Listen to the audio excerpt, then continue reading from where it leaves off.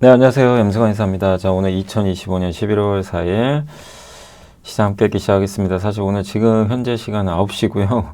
예, 제가 이제 오늘 사실 저기 내려가야 돼가지고, 예, 지방에 좀 강연회가 하나 있습니다. 그래서 오늘 오후 2시라 이게 빨리 하고 좀 KTX 타고 가야 돼가지고, 오늘 그래서 물론 이제 어느 정도 정리는 좀 해놨는데, 뭐 다 못한 거는 내일 또 정리 다 해서 말씀드리겠습니다. 그래서 오늘도 좀 빨리 한번 시작을 해볼게요. 오늘 이제 미국 증시 뭐 여기도 나와 있지만 빅테크가 역시 좀 주도를 하면서 강했고, 그 다음에 삼성 SDI 호재가 나왔죠. 3조 100달러이고, 저 공시로는 아직 확정 안 됐다. 그러니까 아마 될 가능성은 좀 있는 것 같아요. 근데 확정은 안 된 것 같고 아직은. 그렇지만 이제 어제 단독 보도가 나왔고, 그 다음에 대한조선, 그다음에 현대건설, SK이노베이션, 대한유화, 효성중공업, 테스까지 한번 이제 기업 분석 해보고요. 이제 MLCC 하이브 보고서 이거 되게 좋더라고요. 예, 서울대학교 투자연구회에서 대학생들이 쓴 거죠. 그리고 미디어, 뭐 드라마 업종, 또 원전 슈퍼사이클, 전선,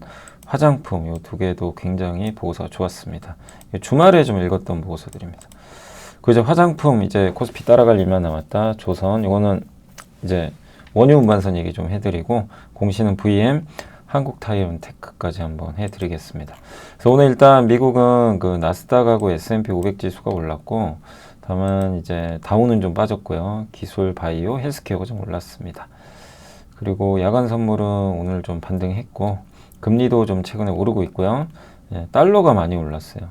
그러니까 이런 부분은 국내 증시에 좀 부담은 되지만, 일단 요새 뭐 한국 증시 워낙 강하죠. 그래서 좀 말씀드리면 이제 월요일 미국 증시는 이제 AI 관련 대형 어떤 이제 기술, 그러니까 거래가 있었어요. 오픈 AI랑 아마존이 380억 달러 규모로, 예, 컴퓨팅 계약을 체결했습니다. 그래서 아마존 주가 급등했고, 반도체도 이제 강했는데, 마이크로소프트가 데이터 센터 기업이죠. 아이렌하고 아이렌으로부터 엔비디아 GPU를 공급받기로 했어요. 요게 이제 호재로 작용하면서 마이크론, 엔비디아 또 이렇게 급등했고, 엔비디아 같은 경우는 이제 아랍에미리트 그 GPU 수출이 허가가 된 것 같습니다. 하지만 이제 기술주 제외하면 대부분 안 좋았어요. 300개가 빠졌어요. S&P 500 중에.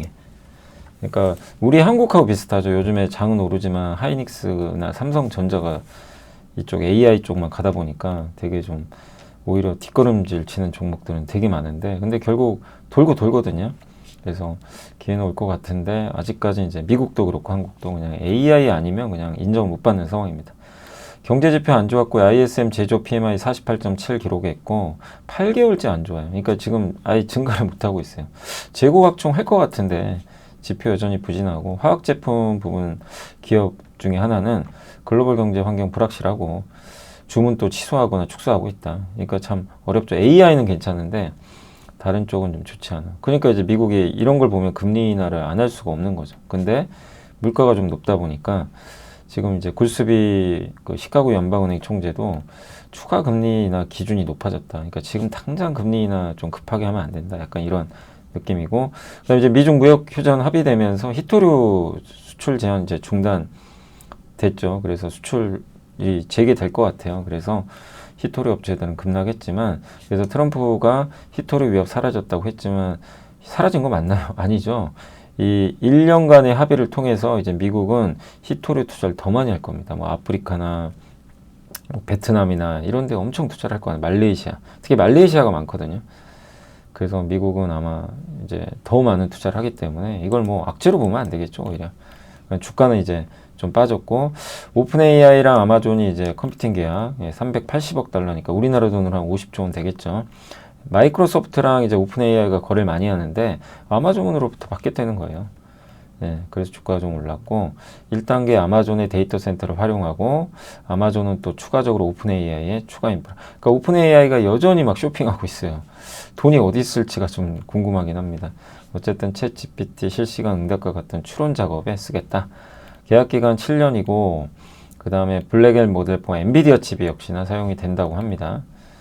그래서 샘 알트먼은 프론티어 AI를 확장하려면 방대하고 안정적인 컴퓨팅, 그러니까 마이크로소프트만 가지고 안 되고 아마존도 필요하다.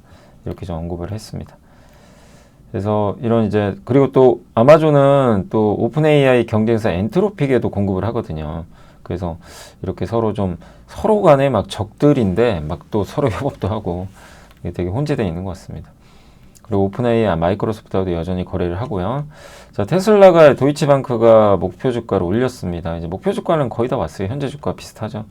연말까지 1,500대 차량 상태로 이제 로보택시를 마감하는데 내년에 2,500대까지 늘어난대요. 근데 이게 적어 보이잖아요. 근데 적지가 않대요. 이 수치가 작지만 작아 보이지만 웨이모가 800대거든요. 그러니까 그거에 비하면 적은 게 아니라는 거죠. 그거 이용해서 샌프란시스코에서 20% 점유율을 확보했으니까 저 2,500대는 굉장히 크다. 이렇게 좀 긍정적 평가를 내렸고, 아마존은 급등한 거 아실 거고, 엔비디아는 마이크로소프트가 아랍에미리트에 이제 미국 정부가 엔비디아 칩 수출하는 거 허용해 줬다라고 이제 발표를 하면서 올랐고, 여기에 GB300 최신 칩도 포함이 됩니다. 우리나라 이제 26만 장 맞죠? 마이크론은 이제 4.88% 급등을 했고요. DDR5 가격이 좀 급등한 부분이 호재로 작용했고, 아이렌이라고 있어요. 여기도 이제 엔비디아 GB300 GPU를 갖고 있는데, 요거는 마이크로소프트에 주겠다는 거예요. 이제 임대해 준다는 얘기죠. 주가 폭발해 버렸습니다. 11%. 팔란티어 실적 괜찮았고요. 예, 근데 장 마감 그 전에 이제 기대감으로 3% 올랐고, 일라이릴리도 올랐고, MP 머티리얼즈는 좀 빠졌죠. 왜냐면 이제 아까 히토리 쪽 이 부분 때문에 좀 빠졌습니다. 자, 그리고 오늘 이제 주요 이슈는 그 삼성 SDI가 일단 이제 드디어 테슬라 뚫었다.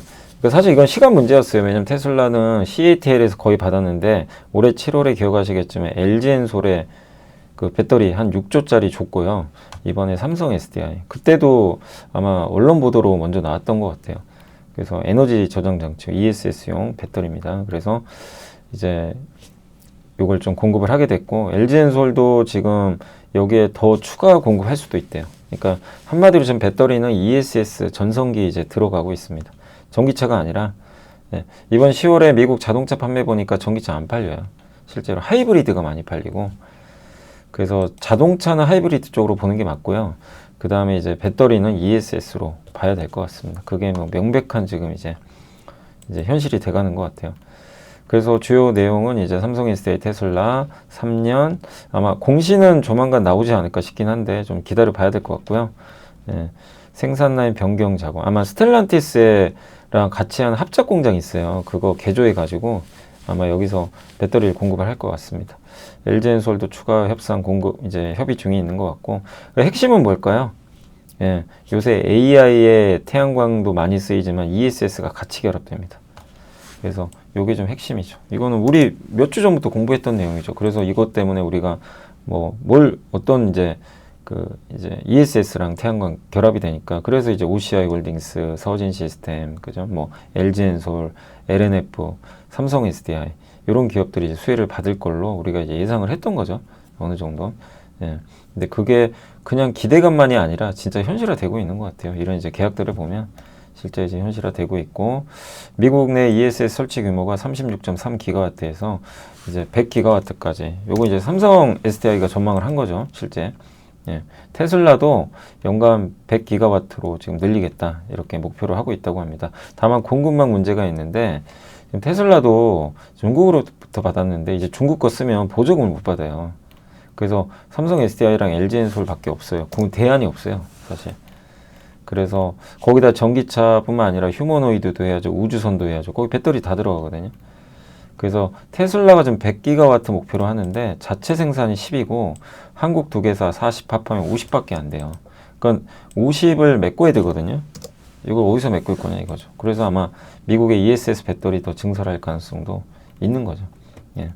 그리고 삼성 SDI가 이제 스텔란티스랑 합작 공장이 있는데 요거 반쪽 공장이에요. 지금 가동률이 없어요. 근데 요거를 이제 개조해서 할 것 같습니다. 그러니까 여러모로 우리나라 배터리 기업들한테는 좀 숨통이 트이는 그런 좋은 뉴스인 것 같습니다.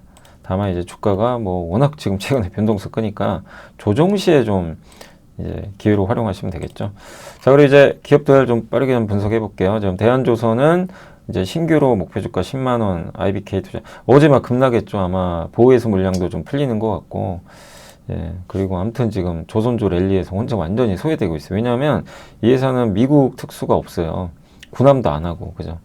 LNG도 없고, 거의 대부분 하는 건 컨테이너선하고, 이제 VLC, 중소형 원유 운반선인데, 그러다 보니까 중국과 경쟁도 좀 심하고, 예, 그래서 주가는 좀 싸게 거래됩니다. PER이 11.3배밖에 안 돼요.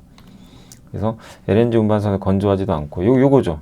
방금 말씀 섹시해 보이지 않는 기업으로 지금 갑자기 이제 평가를 받다 보니까 그래서 이제 싸진 거죠, 사실은.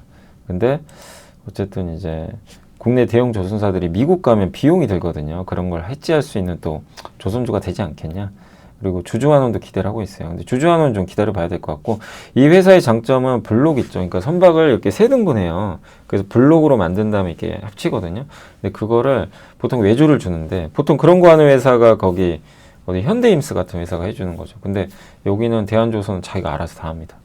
그리고 그 도크가 하나 있으면 거기서 선박 하나 플러스 한 0.5개, 1.5개 정도를 만드는 것 같아요. 그러니까 효율성이 되게 좋죠. 그래서 그리고 성과도 올라가고 있고, 믹스 단순화. 그러니까 과거에 4개에서 5개 정도 선종을 건조했대요. 되게 많은 선종을. 근데 지금은 그냥 중소형 탱커 있죠. 원유 운반, 수에즈막스나 셔틀 탱커. 여기 좀 중소형 선박인데 여기에 집중하니까 이것만 만들면 어떻게 돼요? 2개만 집중하면. 그러면 반복 건조 연자가 생기니까 이게 원가가 훨씬 절감되겠죠. 셔틀 탱커는 이제 바다에서 원유를 시추하는 FPSO라고 하는 배가 있어요. 이게 삼성중공업이나 현대중공업이 잘 만드는 배인데, 여기서 바다에서 원유 시추하잖아요. 그 시추하는 거를 유조선으로 옮겨줘야 돼요. 그때 필요한 배가 셔틀 탱커입니다. 그래서 마진이 되게 높아요. 요것도 지금 이제 주력을 하고 있고, 그래서 실적 뭐 좋아질 걸로 좀 보고 있고, 영업이익률 14.7% 작년에, 올해 22.7, 내년에 25.5, 6. 그래서 굉장히 긍정적인 실적은 계속 내지 않을까 이렇게 보고 있고, 주주환원 기대를 하고 있어요. 그래서 채무상환에 이번에 공모자금 40% 들어갔고, 배당 여력도 좀 충분한 것 같다. 그 수주잔고도 27년까지 완판, 28년 슬롯 절반 이상, 2.7년치 일감을 일단 확보를 했다고 합니다. 또 이번에 좀 아쉽게도 환경 규제 강화가 좀 1년 지연됐죠. 그래서 좀 모멘텀이 좀 꺾인 건 사실이지만 방향성은 바뀌지 않았고요. 그 원유 운반선 같은 경우가 지금 노후 선박이 제일 많아요. 그러니까 결국 바꾸긴 해야 되겠죠. 그리고 중국 조선사들이 VLCC 초대형 원유 운반선, 이제 우리나라의 대형 조선사도 같이 만드는 건데 여기에 집중한대요. 그러니까 중소형 원유 운반선은 잘 안 한다고 합니다. 집중을. 그러면 이제 경쟁이 좀 완화되니까 대한조선한테 좀 좋겠죠. 그래서 이 셔틀탱커, 그리고 삼성, 대한조선, 중국의 코스코, 이 소수업체만 이 과점에서 이 부분도 긍정적이다. 나무라 조선소가 있어요, 일본에. 여기랑 좀 비슷하대요, 사업하는 게. 나무라 조선소보다 돈은 더 잘 버는 것 같은데, 예, 최근 주가가 나무라 조선소 일본이 엄청 올랐대요. PER이 15배, 20배인데 대한조선 11.3배니까 좀 싼 거 아니냐. 예, 할인 받을 이유 없다. 그래서 좀 긍정적으로 보고 있고, 또 전남 해남에 조선소 있고요. 연간 11척 정도의 이제 원유 운반선을 만들 수 있다고 합니다. 자, 그래서 어쨌든 이제 이렇게 기업 분석을 좀 해주셨는데, 뭐 충분히 지금 주가에서, 지금 어제 주가가 좀 급나가는 바람에 이제 매력적인 구간에 왔는데, 다만 좀 시간은 걸리겠죠. 뭐 보이스 물량도 있고 실적도 좀 확인해봐야 되고, 시간은 조금 걸릴 수는 있을 것 같습니다. 자, 현대건설은 이제 지난주에 실적 발표했는데 실적은 좋았어요. 기대보다는 좋았는데 일회성이고 4분기는 좀 확신을 못하는 것 같아요. 그래서 주가 빠져버렸죠. 그러니까 이게 발목을 잡아요. 실적이 해외 쪽에 아직은 지금 정상적인 게 아니고, 그 다음에 이제 말레이시아 현장에 700억 정도의 본드콜, 요게 이제 저기 발주사가 청구하는 거죠. 왜 너 이렇게 늦냐, 이런 거죠. 예. 너 이렇게 공사 이 기간까지 해야 되는 거 아니야? 이제 약간 이런 불만이죠. 그래서 이런 게 이제 일회성 손실인데, 이런 게 좀 아직은 더 남아있다고 합니다. 다만 이제 미국 원전 수주 기대하고 있죠. 팰리세이드, SMR 이제 내년 착공하고, 현대건설이 아마 4조 원 정도 예상하고 있고, 불가리아 신규 원전도 있고, 예. 미국 페르미 신규 원전 2기, 요것도 내년에 좀 기대를 하고 있어서 원전으로 봐야 되겠죠. 그리고 이제 자회사 현대 엔지니어링이 폴란드 프로젝트 관련 1,700억 이거 전액 반영했음에도 불구하고, 이거 반영했는데도 실적이 잘 나왔어요. 왜냐면 해외 현장에서 이제 이제 일회성 이익이 좀 잡히면서 좋았고, 근데만 이게 3분기 좋다고 안심하면 안 되는 게 4분기도 이어진다. 그래서 어쨌든 아직 실적 변수는 좀 있다. 이런 좀 내용인데, 그래도 이제 문제가 되는 프로젝트들이 내년 상반기에 끝난대요. 그러니까 오래 갈 이슈는 아니다. 이렇게 보시고, 결국 현대건설은 중장기적으로는 괜찮지만 단기적으로 이제 실적과의 약간 이게 불협화음 때문에 변동성은 좀 나올 수 있다. 그러니까 이런 경우는 막 주가가 팍팍 빠질 때, 그럴 때 기회로 활용하면 좋겠죠. 예, 오를 때는 관망하셔야 되고요. 자, 그리고 SK이노베이션 실적 먼저 정리해드리면 실적 잘 나왔죠. 기대보다 125%가 잘 나왔고 대부분 애널리스트의 정유 사업 좋다 이렇게 언급을 해줬습니다. 미래 성장 동력 이제 배터리 사업은 아직도 적자. 여기 좀 아쉬운 부분이고 다만 ESS 시장 진출합니다. 미국의 그 플라티론 에너지랑 체결을 한 게 있어요. LFP 배터리 드디어 공급 계약을 맺었어요. 예, 그러니까 이제 SK온도 소외받을 이유는 없는 거죠. 그래서 윤재석 연구원님은 긍정적으로 보고 계십니다. 구조적 증설 부족, 러시아 제재, 그래서 내년까지 정제마진 강세. 요새 SO일도 좋게 보시거든요. 그래서 좋게 보고 있고 IBK의 이건재 연구원은 플랫 아이언이고요. ESS 공급 계약은 단순한 수주가 아니다. 예. 그래서 북미 시장에 진출의 본격적인 발판이다. 1기가와트에서 최대 7.2기가와트까지 확대가 가능한 장기 프레임워크 계약이다. 그래서 다수의 고객과 최대 10기가와트 규모의 추가 공급 협의 중이다. 다음에 이제 김철중 연구원님은 순차입금이 좀 부담된다. 그래서 ESS 수주까지는 좋고 뭐 정제마진 강세도 좋은데 조금 더 포트폴리오 다변화될 필요는 있다.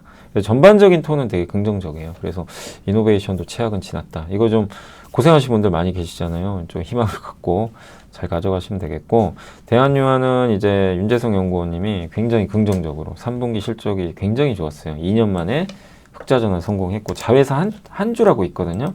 LNG 발전소 운영해요. 여기서 303억이나 벌었어요. 그리고 고정 약정, 그러니까 한국가스공사로부터 매년 15만 톤을 받아요. 천연가스 받아서 뭐 하죠? 터빈 돌려가지고 이렇게 발전해서 전기 만드는 회사죠. 근데 여기서 이제 돈을 좀 꽤 벌고 있고 4분기 영업이익은 433억 원, 시장 예상이 208억이니까 2배 이상 잘 나올 것 같다. 원가도 절감되고 있고 그래서 목표주가 20만 원 올렸고 경쟁사들 대비해서 가동률이 94.5. 감가상각비가 되게 낮고요. 그 다음에 이제 전기차 그러니까 배터리에 들어가는 분리막 소재 이것도 매출이 꽤 좋다고 합니다. 재무도 괜찮다. 자, 그리고 효성중공업이 요새 뭐 난리가 아니죠. 3분기 이제 슈퍼 서프라이즈 나왔습니다. 그리고 3분기 실적은 구조적이고요. 중공업 부분이 폭발적 대호조입니다. 그래서 매출 61%, 영업이 98% 기록했습니다. NH의 이민재 연구원님도 중공업이죠. 중공업 부분에 11조 원에 달하는 수주 잔고, 초고압 변화기, 가스 저렴 개폐 장치 이런 것들이 다 AI에 관련돼 있죠. SK증권의 남이시면 2차 지금 사이클이래요. 그러니까 이 1차 사이클은 2022년, 24년에 신재생 에너지랑 전력망 교체. 이번에 2차 사이클은 데이터 센터. 그죠? AI죠. 핵심 경쟁력 HVDC. 우리나라 에너지 고속도로 깔잖아요. 여기 기술이 중요해졌고, 여기 HVDC 핵심 기술 보유하고 있는 기업이죠. 유한타의 손현정 연구원님은 3분기 신규 수주는 높은 기저 효과로 전년 동기 대비해서 수주는 좀 감소했지만 수주 잔고는 11조가 넘었고요. 특히 미국 최대 송전망 운영사랑 초고압 전력기기 2억 달러 패키지 공급 계약을 한국 기업 최초로 맺었다고 합니다. 압도적인 3분기 실적이고 체질 개선 잘하고 있고 특히 중공업 변압기 부분 쪽이 잘 이끌고 있다라고 봐야 될 것 같고요. 테스가 요새 좀 주가 부진하죠. 근데 뭐 뚜렷하게 뭐 이렇게 빠질 만한 이렇게 큰 악재가 있다 이런 건 아닌 것 같고요. 다만 이제 2026년 전망치를 올렸고 삼성전자 이제 증설, 하이닉스도 증설하거든요. 그래서 이런 것들에 따른 반도체 장비 실적 성장 예상한다. 그 SK증권의 이동주 연구원님도 내년 설비 투자 강할 거예요. 그러니까 장비주 조금만 기다려 보세요. 지금 뭐 하이닉스가 혼자 독주하는데 장비주 안 가거든요. 뭐 테스, VM, 하이닉스 비중 좀 높은 기업들 잘 안 가는데 결국 저는 때가 되면 같이 움직일 거라고 생각은 하고 있어요. 다만 지금은 좀 고통스럽지 안 가니까 막 짜증도 나고. 그래서 어쨌든 테스는 원래 낸드 비중이 높았는데 디램 비중이 높아졌어요. 그래서 디램 비중이 작년에 77%까지 올라갔습니다. 낸드도 역시 300단, 400단. 낸드도 좋아지고 있고. 그래서 좀 기다린다면 좀 괜찮아지지 않겠냐. 이렇게 보고 있습니다. 기업 분석 여기까지 하고요.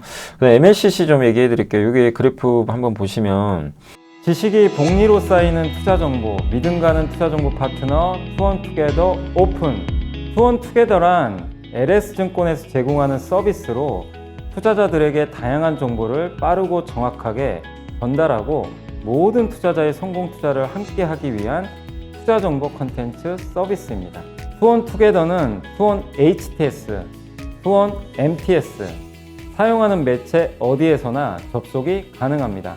수원투게더 어떤 컨텐츠를 제공할까요? 해외 이슈는 미국 시장 마감 시황, 해외 수급, 해외 증시 일정, 해외 뉴스 등 주식시장 흐름 파악을 위한 해외 시황과 이슈들을 알려드립니다. 시장 읽기는 주요 뉴스 요약, 뉴스 해설, 뉴스 연계 종목 등 주요 뉴스에 대한 빠른 요약과 관련 이슈에 대한 정보를 알려드립니다. 종목 톡톡은 수급 특징주에 대한 분석과 투자 아이디어, 실적 속보 등 종목에 대한 다양한 정보를 알려드립니다. 보고서장은 리서치센터에서 발행하는 보고서, 모닝 미팅, 공시, 그리고 증권사별 종목에 대한 요약 정보를 알려드립니다. 주식 배우기는 함께 배우기, 투자 상식 등 투자자들이 알아야 할 전문 지식과 투자 칼럼 및 자료에 대한 정보를 알려드립니다. 투원투게더와 함께 성공 투자를 만들어 보세요. 이 그래프가 뭘까? 여기 보시면 이게 중국 업체들, 대만 업체들, 그러니까 2등 그룹이에요. 2등 그룹의 가동률은 요거밖에 안 되죠. 1등 그룹이 여기 3개. 삼성전기, 무라타, 타이어, 유덴. 예. 여기는 왜 이렇게 가동률이 높아요? 이 차이가 여기 있다는 거예요. AI 전장도 고부가 MLCC 하냐 안 하냐의 차이예요. 그래서 삼성전기 가동률이 제일 높죠. 이 주황색 선. 이해가 되시죠? 이 차이예요. 그래서 옛날에 뭐 닷컴 버블 때도 있었고, 코로나 때는 이제 소비재, 노트북 뭐 이런 게 엄청 수요 많아서 한번 전기가 그때 한번 20만 원 넘은 적이 있잖아요. 그러다가 인고의 시간 겪고 이번에 이제 사상 최고가 넘겨버렸는데 이번 사이클은 뭐죠? AI 때문이죠. 고사양 MLC. 내년에 더 확장돼요. 내년에 또 전기 자율주행 요 사이클까지 오거든요. 예. 그러니까 삼성전기는 이번 젠슨항 온 거의 수혜주예요. 삼성전자 혼자 할 수가 없잖아요. 현대차 혼자 못합니다. 그리고 요거 보시면 요거 이제 요것도 그 이번에 2026년, 27년 밑에 보시면 구조적 강세 유지인데 이 AI 탑재량이 증가하고 자율주행 이제 이게 그 용량이 올라가면서 당연히 MLCC도 고사양이 들어가야 돼요. 그래서 본격적인 이제 구조적 상승이 내년에 또 이어집니다. 그러니까 이게 지금 많이 올랐다고 이걸 끝으로 보기엔 좀 어렵다는 거죠. 전기도 엄청 많이들 막 투자하셨잖아요. 고생도 많이 하시고. 네, 너무 짧게 보실 필요는 없는 것 같습니다. 그래서 HBM이 DRAM 시장 재편한 것처럼 AI용 고사용 MLCC가 IT용, 그러니까 일반적 범용이죠. 요거를 판가를 재정의 하고 있어요. 거기도 공급도 부족해요. 예, 공급이 안 돼요. 그러니까 저 고사양 MLCC에 집중하다 보니까 또 이 범용 IT MLCC는 또 공급. 이게 스토리 비슷하죠. HBM에 집중하니까 그 범용 반도체 못 만드는. 예, 거의 비슷한 상황입니다. 그래서 삼성전기 가동률 91%. AI MLCC 매출 비중은 3%밖에 안 됐는데 지금 10% 이제 넘어가고 있어요. 그리고 AI 서버 전력 공급망 전력 밀도 증가로 MLCC는 더 많이 들어가요. 예, 자율주행차도 더 많이 들어가고.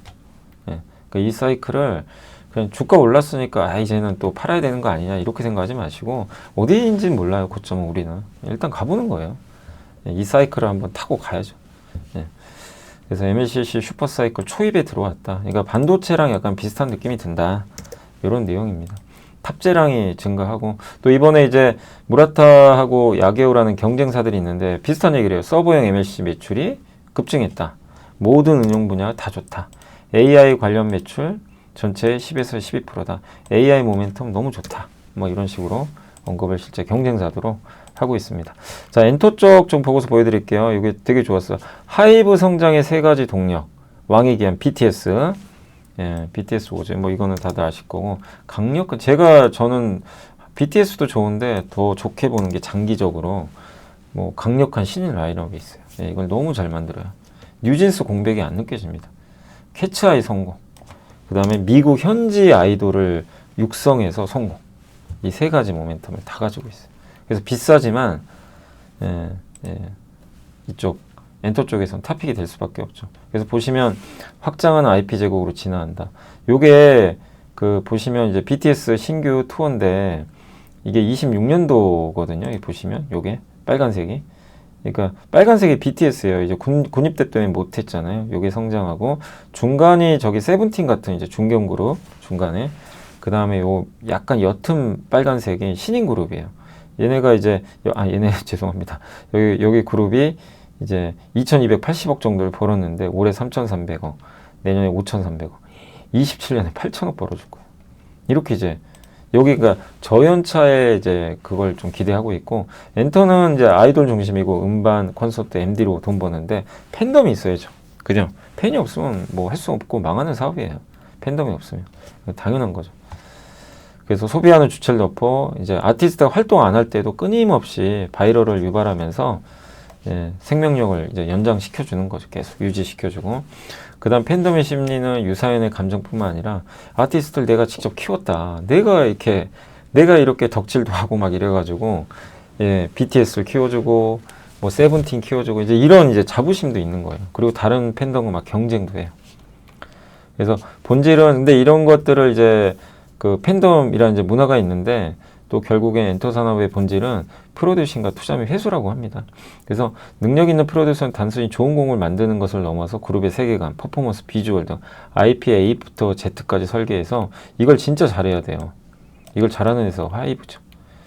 그러니까 연습생부터 이거 해가지고 30억 이상이 들어야 된대요. 데뷔하려면 엄청난 돈이 들어요. 그러니까 리스크도 있어요. 그래서 시스템이 중요한데 하이브가 다른 회사랑 다른 게 하이브는 이렇게 돼 있어요. 구조가 이쪽에 요게 하이브인데 독립법원으로 있어요. 여기서 뉴진스 나오고 세븐틴 나오고 막 이런 구조예요. 캐치아이 나오고. 근데 여기 SM이나 YG나 JYP는 여기 요 수장들이 다 직접 다 지배를 해요. 사업부예요. 그냥 하나의 회사의 사업부. 법인이 아니에요. 여기는 그냥 법인입니다. 그냥 회사를 따로 어떻게 보면 지주회사 같은 거죠. 비상장된. 그래서 여기서 이제 어도우 아시죠? 뉴진스의 미니진 나가려고 그런 거잖아요. 어도우 독립된 법인이 그게 성공했지만 그런 사태도 있었지만 어쨌든 하이브가 그걸 되게 잘하고 있죠. 지금 현재까지. 그래서 이 리스크 관리 완화 전략이고 창업자의 철학이 조직 전체를 관통하는 게 기존의 회사인데 하이브는 M&A 통해서 뭐 M&A 엄청 많이 했어요. 특히 한성수 뭐 이런 분들도 M&A 통해서 영입을 했고, 그래서 특정 스타일에 얽매이지 않고 다양한 컨셉으로 계속 잘 발굴을 한다. 그리고 글로벌 네트워크가 좋은 게 BTS 호강 효과가 엄청나요. 이게 BTS 소속사 내 이제 이런 호강 효과가 생기는 거예요. 그죠? 어떤 건지 아시겠죠? 아, 그럼 잘하겠지. 급행 티켓이 있는 거예요. 이것도 하이브가 가진 하나의 장점 중에 하나겠죠. 이타카 홀딩스 인수해가지고 거기 저스틴 비버, 아리아나 그랜데도 이제 어떻게 보면 이제 소속사로 편입을 한 거고, 유니버셜 뮤직 그룹과 이제 파트너십도 맺었고, 그 서구의 유통망 확보하기도 되게 좋고, 세 번째가 위버스란 플랫폼. 거기 이제 많은 이제 팬덤들이 가입을 해서 소통하고 있죠. 1090만 명이 지금 활동을 하고 있다고 합니다. 굿즈도 팔고 뭐 콘서트 티켓이라든가 이런 것들. 그래서 위버스는 신인 아티스트 성공에 결정적인 기여를 했다. 팬덤이 이제 바로 형성이 되는 거예요. 이 플랫폼 통해서. 그 BTS가 이제 돌아옵니다. 공백기에도 불구하고 BTS의 영향력은 줄어들지 않고 있고 25년 완전체 복귀는 하이브 실적을 폭발적으로 성장시킬 뭐 가장 확실한 기폭제다. 그래서 2020년 다이너마이트 이후 BTS는 K-팝의 범주를 넘어서 글로벌 팝 아티스트로 자리매김할 것 같다. 이런 내용이고, 구글 트렌드에 따르면 완전체 활동이 없었던 군백기에도, 그러니까 군대 공백기에도 BTS 화제성이 블랙핑크보다 2배가 넘었대요. 그러니까 이게 다른 그룹과 격차가 그냥 넘사벽이에요. 그러니까 어느 대열이냐면 이제 BTS는 테일러 스위프트, 에드 시런, 이제 세계적인 팝 아티스트들과 그냥 거의 같은 선상에 있다고 보시면 됩니다. 서사도 좋죠. 군복무, 그걸 극복하고 재결합이라는 서사. 5년 만에. 얼마나 많은 아미분들이 BTS의 이걸 기다리고 있겠어요. 그래서 보복 콘서트 수요가 엄청날 것 같아요. 그래서 내년에 아마 이제 연간 60회 공연하고 회당 평균 6.4만 명, 384만 명 이게 기록할 것 같고, 북미 시장에서 단가도 엄청 올라갈 것 같습니다. 평균 207달러면 우리나라 돈으로 한 25만 원 하네요. 티켓이. 그리고 하이브는 자회사 통해서 또 공연 일부 기획을 내재화해서 이걸 좀 매출로 인식을 한다고 합니다.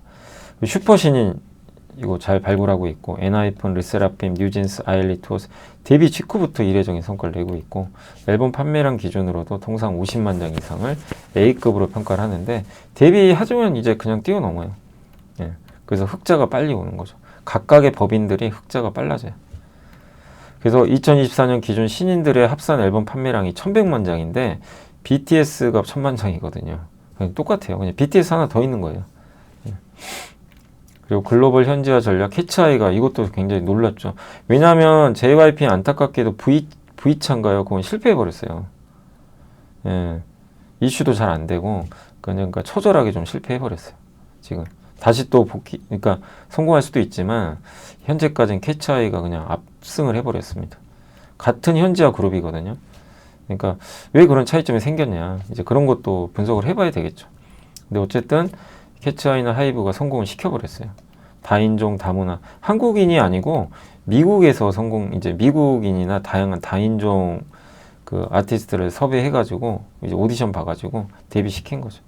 그래서 블랙핑크 구글 트렌드 이미 빨간색인데 넘겼습니다. 지금. 그리고 첫 컴백에서 트렌드 타고 날아가 버렸어요. 빨간색. 요게 캐치아이, 에스파, 아일릿, 엠믹스 다 이겨버렸죠. 빌보드 차트 성적도 아니 이게 신인인데 45위까지 간 거예요. 역사상 싸이, BTS, 블랙핑크밖에 없어요. 엄청난 성과죠.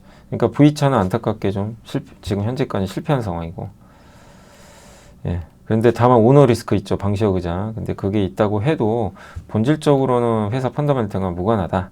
이렇게 해주셨고, 뉴진스 사태도 사실상 이제 뉴진스가 복귀해야 돼요. 근데 아직은 좀 안 하려고 하는 것 같은데, 근데 복귀를 안 한다고 해도 다른 아이돌들이 메꿔주고 있다. 그래서 하이브의 초격차 경쟁력은 BTS라는 단위 아티스트 성공을 넘어서 성공은 시스템적으로 복제하고 확장한 능력에서 비롯됐고, 그 핵심에는 멀티레이블 시스템의 창의적 자율성, BTS가 닦아놓은 글로벌 네트워크, 그리고 팬덤 기반으로 한 산업허브, 위버스 플랫폼의 세 개의 축이 있다. 그러니까 독립법인 BTS가 길을 닦아줬고, 그리고 위버스 플랫폼, 거기에 캐치아이라는 글로벌 그룹이 또 잘하고 있고, BTS 컴백하고 이런 것들이 잘 교집합을 맡고 있다. 이렇게 보시면 되겠네요. 다만 좀 많이 올랐어요. 그래서 그 점은 좀 유의하시고요. 자, 미디어 국내 드라마 방송 편성이 확대되는 거 아시죠? 7년 만에. 그래서 내년엔 드라마 쪽 괜찮아질 것 같습니다. 근데 참 주가들은 안 가요. 근데 국내 주요 12개 채널 드라마 편성 회차가 2018년 118편에서 24년 70편으로 줄었다가 이제 80편 1편이 됐다가 내년에 96편으로 늘어납니다. 그래서 일단 당연히 좋아질 수밖에 없죠. 그리고 TVN과 웨이브가 합병할 것 같죠. 그러면 이 부분도 좀 긍정적이지 않겠냐. 그래서 쿠팡 플레이도 지금 오리지널 작품 투자할 것 같고, 그래서 이제 우리나라 업체들의 반격이 예상돼요. 그동안 이 넷플릭스가 워낙 독주했잖아요. 그래서 넷플릭스와 디즈니 플러스는 현재 투자금을 유지할 것 같지만 TVN과 쿠팡 플레이가 주도하면서 내년도 좀 좋은 그림 나오지 않겠냐. 드라마 편수도 늘어나고, 그리고 이 한알령도 해제가 기대되죠. 아마 가능성이 높은 것 같아요. 그래서 스튜디오 드래곤을 가장 이제 최선호주로 꼽아주셨습니다. 아, 이거 제가 시간이 그렇게 많지는 않아서, 예, 잠시만요. 일단 오늘 다는 못할 수도 있고요. 일단 그거 먼저 좀 할게요. 공시는 좀 또 봐야 되니까. 그 VM 있죠. VM이 아까 테스 같은 이제 반도체 장비사인데, 요거는 식각 장비입니다. 근데 KB자산운용이 신규 취득했어요. 그래서 반도체 전공정의 식각이 깎는 장비입니다. 자체 개발한 플라즈마 기술 갖고 있는 굉장히 고기술 갖고 있고, 미국의 램 리서치가 독주하고 있어요. 이 시장을. 그 시장에서 국내 기업 중에 유일하게 지금 하이닉스에 공급을 하고 있어요. 그러니까 대단한 일이죠. 예. 그래서 이렇게 깎아내는 겁니다. 조각상을 만드는 것처럼. 근데 건식 뭐 습식 다 있는데, 이렇게 건식은 플라즈마로 이렇게 연로하는 방식이죠. 그래서 깨끗하게 식각이 돼요. 하이닉스고 작년 10월부터 9월까지입니다. 이게 참 9월까지 12차례 걸쳐서 1339억 원의 장비를 공급을 했고요. 연간 매출의 190% 상회하니까 그 주가도 많이 올랐어요, 실제. 그리고 도쿄 일렉트론과 램리스와 과점한 이 시장이 뛰어들어서 국내 유일 지금 회사가 좀 됐고, 예. 그 다음에 하이닉스가 이제 청주, 또 용인에 대규모 공장 만들어요. 그래서 이제 올해 흑자 전환, 내년에는 무려 624억을 벌 걸로 예상하고 있습니다. 한국타이어는 이게 그 펜자 인베스트먼트 매니지먼트라고 운용자산이 100조나 되는 미국의 굉장히 유명한 저평가 가치 투자 펀드인데, 여기서 지분을 또 추가로 늘렸어요. 근데 거기에 딱 맞죠. 저평가돼 있죠. 예. 그러니까 일시적 어려움, 업계 불황 혹은 시장의 오해로 인해 실적이 부진한 기업들을 이렇게 투자하는 회사라고 합니다. 펀더멘털이 튼튼한데, 그래서 이런 기업 중에 하나로 아마 타이어를 골랐던 것 같고 추가 지분 확보를 했고요. PBR이 0.5배밖에 안 되고 PER이 6.1배밖에 안 돼요. 그러니까 뭐 넥센 타이어도 그렇고 전반적으로 한국 타이어도 좀 저평가된 그런 좀 구간인데 그걸 이용해서 아마 지분을 더 확보를 했던 것으로 추정을 할 수 있을 것 같습니다. 자, 그래서 엔터까지 했고 여기서 이 조선, 이게 좀 짧은 거 먼저 할게요. 조선 위대한 길을 개척한 유한타증권의 김영. 여기서 제가 원유 운반선만 빼왔어요. 원유 운반선 수주 잔고가 급등세를 보였는데 VLCC의 수주 잔고는 굉장히 크게 늘고 있어요. 그러니까 초대형 원유 운반선이죠. 예. 그러니까 이 원유 운반선이 이렇게 그동안 좀 되게 발주가 그렇게 많지는 않았었거든요. 근데 어쨌든 최근에 이제 발주가 많이 늘어나고 있고, 예. 거기에 또 교체 수요도 많다 보니까 근데 발주가 좀 잘 되고 있습니다. 근데 이제 이렇게 발주가 늘어나면 항상 걱정되죠. 이거 언젠가 끝나는 거 아닌가? 근데 현재 VLCC 수주 잔고 있잖아요. 요거거든요. 수주 엄청 있죠. 그럼 이거 이제 이렇게 많이 수주했으니 주는 거 아닌가? 이런데 그거 해봐야 요거밖에 안 된대요. 요거 교체 수요. 요 96년, 2003년 물량 대체. 2004년부터 2010년 물량 남았죠. 요 물량들을 교체해야 돼요. 언젠가 다. 그러니까 계속 쌓이는 거죠. 예, 그런 걸 본다면 거의 28년 슬롯까지 다 마감. 예, 이런 상황에서 해운사들은 어쨌든 교체 사이클을 준비해야 되고 노후 선박도 바꿔야 돼요. 근데 기본적으로 친환경 선박 발주 잘 안 한대요. 이 원유 운반선. 그렇지만 해야 됩니다. 이제는 물론 이번에 트럼프의 방해로 친환경 선박 의무화가 좀 1년 연기됐지만 그래서 원유 운반선 만드는 뭐 대한조선이나 또 삼성중공업 이런 기업들한테는 긍정적일 수가 있죠. 현대미포조선이나 그렇게 한번 보시면 또 좋을 것 같습니다. 자, 이 중에 다는 못할 것 같고 요거 일단 좀 40년 만에 원전 슈퍼사이클 요거 한번 좀 얘기해 드릴게요. 트럼프가 이제 미국 원전 프로젝트 본격화 선언했죠. 그래서 25년 10월 28일 날 트럼프 대통령이 미국의 대표적 원전 기업 웨스팅하우스와 협력을 통해서 미국 내 신규 원전 건설 프로젝트를 본격화하겠다라고 발표를 딱 해버렸습니다. 그죠? 발표 규모 800억 달러. 단순한 선언이 아니다. 그래서 에너지 자립을 위한 산업 정책으로서 원전 복귀를 명확히 했습니다. 그래서 2025년이 원전 산업 재부상에 대한 기대감을 바탕으로 원전주 주가가 움직인 시기였다면 내년은 이제 현실이 된다. 그래서 거의 40년 만에 서구권에서 원전 사이클이 시작된대요.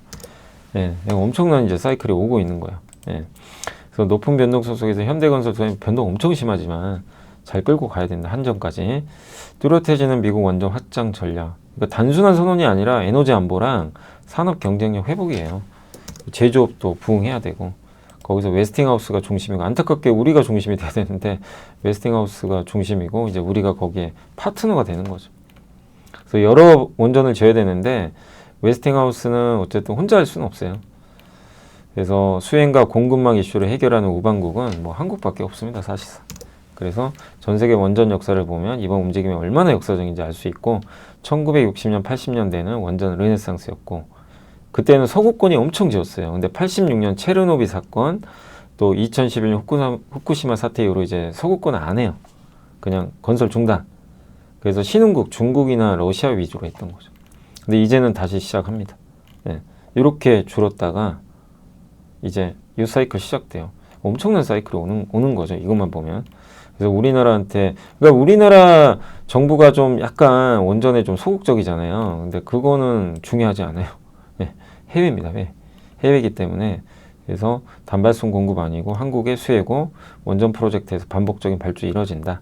그래서 그 두산 에너빌리티, 현대건설, 한전에 대해서 좀 긍정적으로 적어주셨고, 자, 전선 좀 빠르게 한번 해볼게요. 한국 전선 산업이 아시아 해저 케이블 시장의 구조적 개와 강력한 전선주도 저희도 이제 여러 자료를 통해서 많이 말씀드렸죠. 에너지 고속도로 거기 핵심은 뭐 LS 전선이나 대한전선 같은 전선, 또 LX 일렉트릭 같은 HVDC 변압기 이런 쪽을 많이 좀 강조를 드렸는데 최근에 전선주도 이제 구리값도 좀 오르고 하면서 굉장히 좋은 분위기 같아요.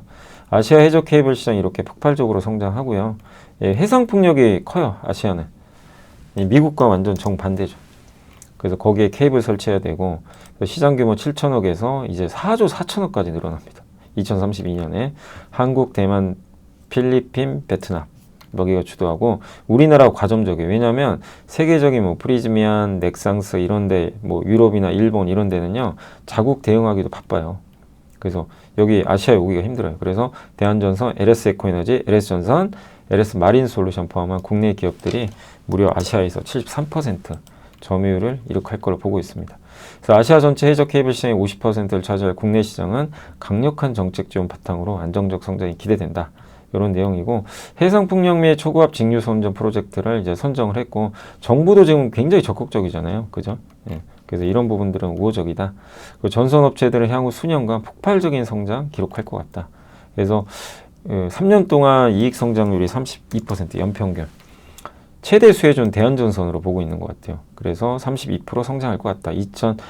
앞으로 7년간 연평균 32% 성장한대요. 그러니까 엄청난 성장이죠. 요거 에너지 고속도로 아시죠? 여기다 바다에다가 다 연결해가지고 태양광, 풍력, HVDC 까는 거죠. 고전압 직류선정.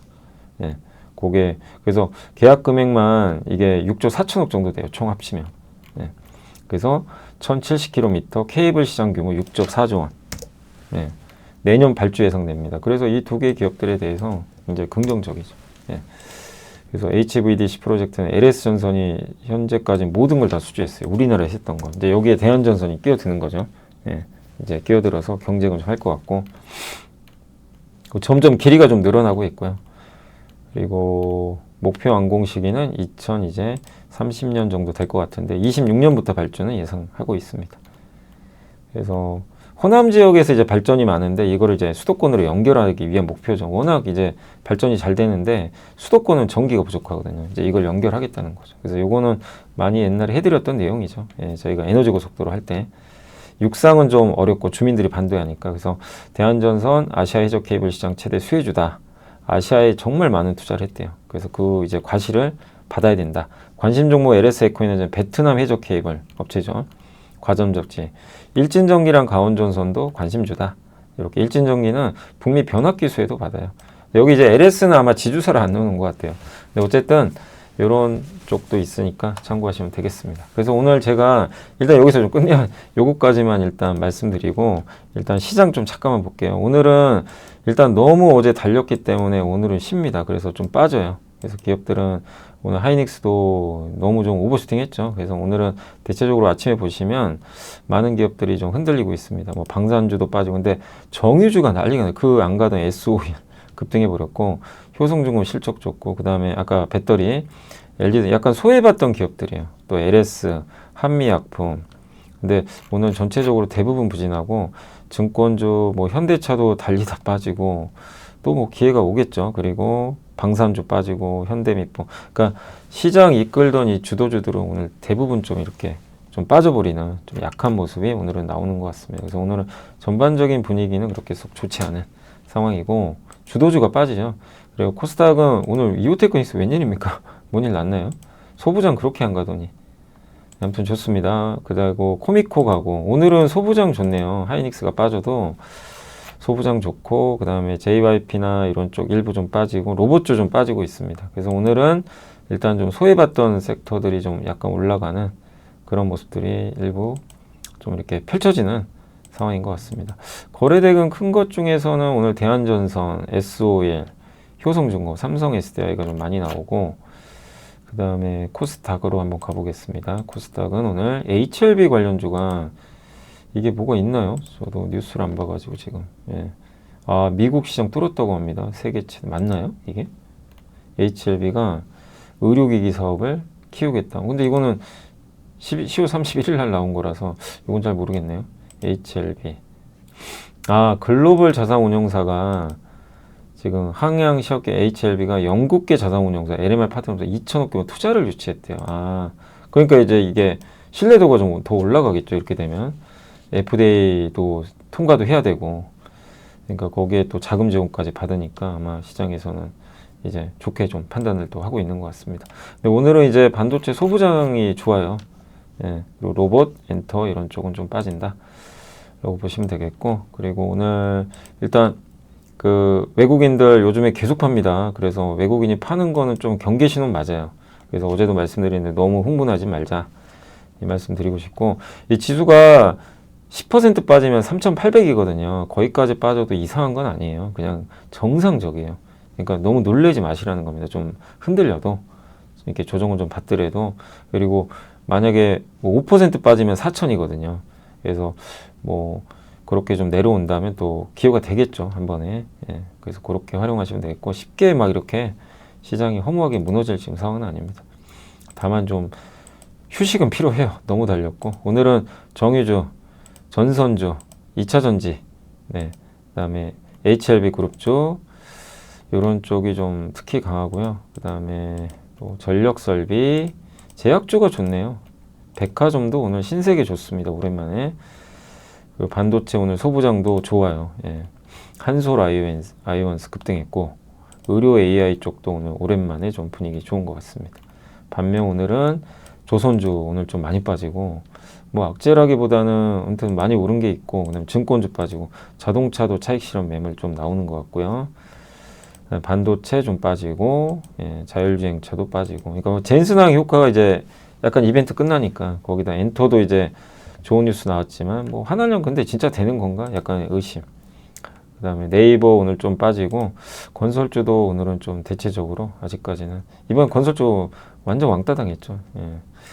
못 갔고, 통신 장비도 오늘 빠지는 것 같습니다. 그래서 오늘 대체적으로 시장 좀 쉬어간다 라고 생각해 주시면 좋겠습니다. 그래서 단기 조정은 좀 나올 것 같고요. 예, 주도주 빠지니까. 다만 소부장 이런 거 움직이는 것처럼 못 오른 기업들은 순환하면서 갈 수 있다, 이렇게 대응해 주시면 좋겠습니다. 자, 오늘 제가 사실은 이제 해드릴 것 중에 화장품 그것만 하나 보여드리면 끝나는데 그 시간이 안 돼가지고 화장품 보고서는 제가 내일 해드릴게요. 아무튼 우리나라 화장품도 여전히 괜찮은 것 같아요. 예, 그래서 내일 또 소개해드리겠습니다. 자, 오늘 고생하셨고요. 저는 좀 9시 44분인데 먼저 좀 오늘은 여기서 마무리하겠습니다. 그래서 장이 어떻게 끝날지 모르지만 오늘은 좀 코스닥 좋고 코스피는 급나가는 그런 좀 장세로 전환이 약간 됐다라고 말씀드리겠습니다. 감사합니다.